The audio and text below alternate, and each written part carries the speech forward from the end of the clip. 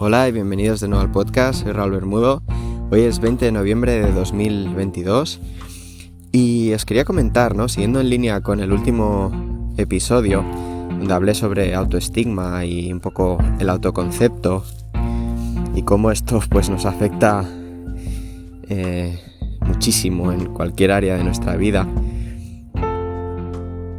Digamos que en estos últimos 2 días he tenido como varias revelaciones más, al respecto, y una de ellas, que creo que es interesante comentar, me vino por la noche, me desperté, pensando, ya lo tengo, ya sé lo que sucede con esta persona, que os voy a explicar hoy. Lo cierto es que el viernes por la tarde, en la realización del taller de psicología que imparto, estuvimos hablando un poco de esto, del lenguaje interno, del autoconcepto, la importancia que tiene, el cómo nos definimos. Y una de las personas que está en el centro, una mujer que fue diagnosticada con trastorno de esquizofrenia, paranoide y demás, y TOC, es una mujer muy especial, tiene como un encanto, es muy cercana, muy tierna, con un gran corazón, y es un caso que sufrió abusos sexuales de pequeña, a la edad de 9, 10 y 11 años, fue durante un tiempo, Y en el taller, pues, tuvimos como una revelación todos allí un poco conjunta, Fue lo que en la terapia de intervención estratégica llamamos un breakthrough, que es un momento de claridad donde la persona se da cuenta de algo, hace consciente nueva información que hasta ese momento no era consciente de ello, Y esto es súper importante, súper revelador, porque a partir de ahí, una vez lo haces consciente, pues la conciencia te juega a favor y ya el autoengañarte cada vez es más difícil, Me parece que tengo un podcast que hablé de este tema, de la coherencia interna. Miraré de adjuntarlo en las notas del programa. Pero bueno, lo que sucedió es que ella siempre comenta, está como muy obsesionada con no preguntarle a los conductores de autobús si va a parar en el sitio al que ella se dirige, Es como que le cuesta mucho confiar si el autobús va a parar allá donde ella va, Y bueno, pues lo que sucede es que le pregunta a lo largo del trayecto en varias ocasiones al chofer, Para en tal sitio, para en tal sitio, para en tal sitio. Y claro, pues muchas veces los conductores es como, señora, ya le he dicho que sí, ¿sabes? 20 veces, o sea. Entonces ella tiene como esa cuestión muy a pecho, Porque digamos que quiere dejar de hacerlo, pero aún así es como que le supone un gran reto y le cuesta mucho, Y el otro día, hablando de esto en el taller de psicología, yo le preguntaba, les dije, muchas veces cuando no logramos hacer algo, cuando tenemos un objetivo y no lo conseguimos, lograr o trabajar en esa dirección o avanzar en él, se debe a que nuestro autoconcepto nos limita, Y en algún punto nos da miedo y preferimos quedarnos en la zona de confort, en la zona conocida, que no aventurarnos a atravesar esa zona de incomodidad, esa zona donde hay miedo, pero que te lleva al otro lado, que te lleva al objetivo, Y entonces yo le pregunté, ¿qué es lo peor que puede pasar si, pues, te subes al autobús y resulta que no va donde tú esperas, ¿O qué es lo peor que puede pasar si no le preguntas al conductor? me decía, pues que me lleve a otro sitio, pues que me pase la parada, pues que me pierda, pues no sé, varias objeciones, ¿no? Del miedo. Y yo le decía, ya, pero ¿y qué pasa si te pasas la parada, no? O sea, íbamos buscando el más allá del miedo, ¿no? Para decir, bueno, pues no pasa nada, te coges otra vez el autobús de vuelta y ya llegarás, ¿no? O sea, ¿qué es más grande? ¿Tu sueño, tu objetivo o tu miedo, no? Era un poco la idea. Y lo que vimos, que después le pregunté, ¿de dónde crees que viene ese miedo? Y ella decía, es que no confío, no me fío de que me mientan, no me fío de que pues el autobusero me diga que para en tal sitio y que no pare. Y puso otro ejemplo que no recuerdo cuál es, pero venía a decir un poco lo mismo. Es que no me fío de que la gente me engañe o de que la gente me diga que va a hacer algo y luego que no lo haga. Y claro, yo que la conozco y siempre que nos encontramos, lo primero que me dice es, hoy solo le he preguntado 2 veces, ¿no? O hoy solo le he preguntado al conductor una vez. Hoy lo he hecho súper bien. Y otros días, hoy lo he hecho muy mal. Hoy no sé qué ha pasado que no he podido evitar preguntarle un montón de veces, ¿no? Claro, yo con el tiempo me voy dando cuenta que lo que busca simplemente es reafirmarse a través de mí, ¿no? A través de mí o a través de mi compañera de trabajo. Y en el fondo, lo que fue bonito es que le pregunté, ¿en realidad no te fías del conductor? ¿No te fías de que el conductor pare? ¿O no te fías de que las personas no te digan la verdad? ¿O de quién no te fías? No recuerdo si la pregunta fue tal que así, pero la cuestión es que ella sola pudo darse cuenta. Veníamos hablando de lenguaje interno y de autoconcepto y se dio cuenta de que en realidad no es que no se fíe de el conductor, no es que no se fíe de las personas, sino que no se fía de ella misma. Y como no se fía de ella misma, proyecta eso en los demás, ¿no? Que es algo muy típico que nos sucede a todos.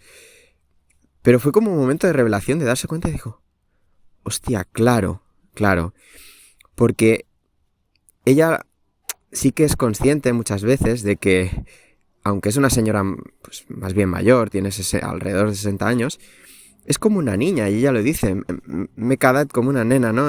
Me he quedado como una niña. Y lo justifica un poco a causa de lo que le pasó durante ese periodo en el que fue abusada, ¿no? A nivel sexual. Entonces la revelación un poco que tuvo ese día en el taller, de que en realidad no es que no se fíe de los demás, sino que no se fía de ella misma. Y no se fía de ella misma porque todavía se considera una niña incapaz de hacer frente o de solucionar problemas, ¿no? Digamos que tiene el síndrome de la indefensión aprendida. Que no sé si conocéis esto, pero lo ejemplifica muy bien un cuento de Jorge Bucay, el cuento del elefante encadenado. Esto lo podéis buscar en YouTube, o si no lo dejaré también en las notas del programa. Y habla de este síntoma, ¿no? Que es un síntoma muy frecuente, especialmente en personas que a temprana edad han sufrido alguna especie de trauma en el cual no se han podido defender. Y lo curioso es que la revelación que tuve luego por la noche fue que esta mujer en alguna ocasión ha comentado que lo que se sentía cuando pasó eso, ella se sentía una puta, ella se sentía como muy avergonzada, muy sucia, ¿no? Entonces me desperté por la noche y pensé, hostia, ya lo tengo.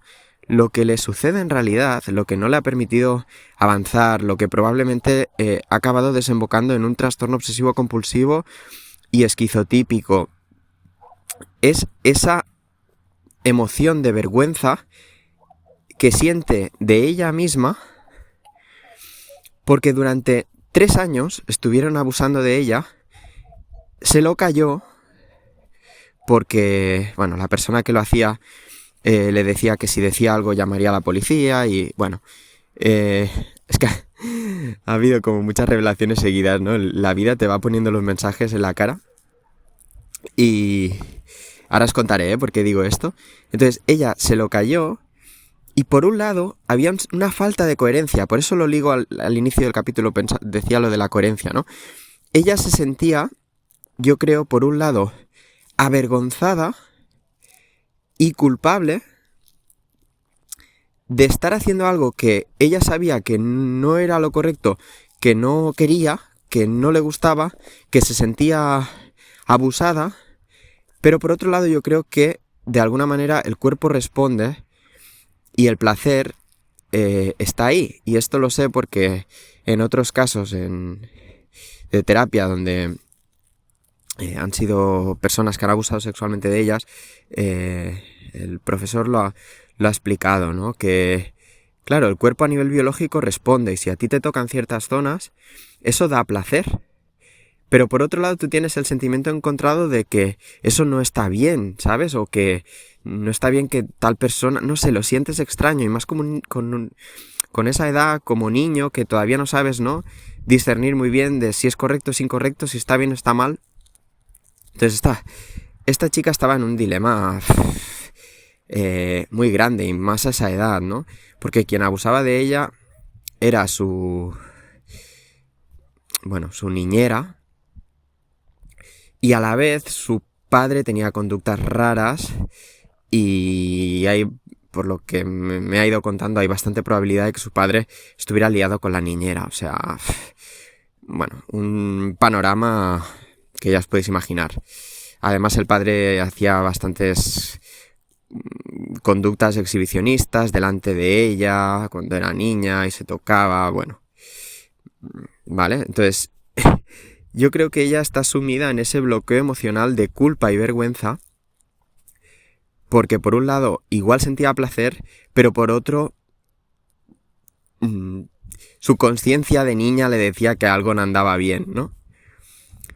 Entonces, justamente ayer, esto fue el viernes noche, y claro, esa emoción de vergüenza, esa emoción de culpa es un poco lo que la ha mantenido en ese estado de niñez adulta, de incapacidad aprendida, de no saber o de no confiar en sí misma y por tanto tampoco confiar en los demás. O sea, el no confiar en sí misma se deriva de ese sentimiento encontrado de joder, estoy haciendo algo que está mal y me siento sucia y me siento culpable y por otro lado quizá me gusta, pero por otro lado no me gusta y no puedo decir nada. ¿Sabes? Es un sentimiento de no puedo hacer nada. Entonces ella vive desde ahí, desde el no puedo, desde el no soy capaz, desde el no confío en mí misma y por tanto tampoco confío en los demás. Obvio, además, por lo que le sucedió, ¿no? O sea, ¿cómo va a confiar si pues alguien tan cercano como su cuidadora y su padre le transmitían de todo menos confianza, ¿no? Entonces, vivir desde ahí es lo que le ha derivado en este autoconcepto de falta de confianza en sí misma y falta de confianza en los demás que le ha impedido, pues, responsabilizarse, madurar y crecer. Y bueno, a ver si poco a poco podemos llegar a ese punto de autoconocimiento en ella, porque es una persona consciente y podría llegar. Y desde ahí, pues, cambiar un poco el autoconcepto, cambiar las creencias sobre sí misma y responsabilizarse, madurar, crecer y poder avanzar y dejar un poco más de lado toda esa enfermedad, porque esa enfermedad es una consecuencia de todo esto, ¿no? No es que ella tenga esquizofrenia o trastorno obsesivo compulsivo porque sí, porque Dios y la naturaleza la hizo así, ¿no? Ni mucho menos. Y ya para terminar el podcast quiero comentar que justo ayer noche vi una película, por casualidades de la vida, no es que buscara nada de este estilo, pero mira, cené con mi pareja y con mi madre y pues pusimos el Prime y mi madre me dijo, hostia, esta peli la empecé el otro día y tiene muy buena pinta.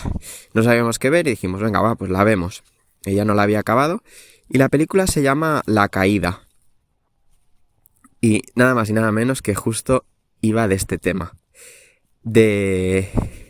era un entrenador, no os quiero hacer spoiler, ¿vale? Pero simplificando mucho, era unas atletas olímpicas de natación y el entrenador...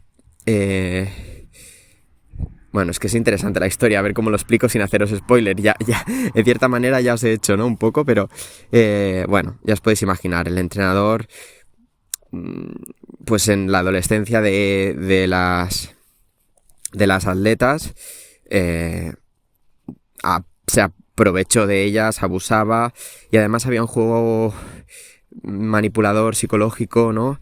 En el cual ellas, por un lado... sentían que algo no andaba bien, pero por otro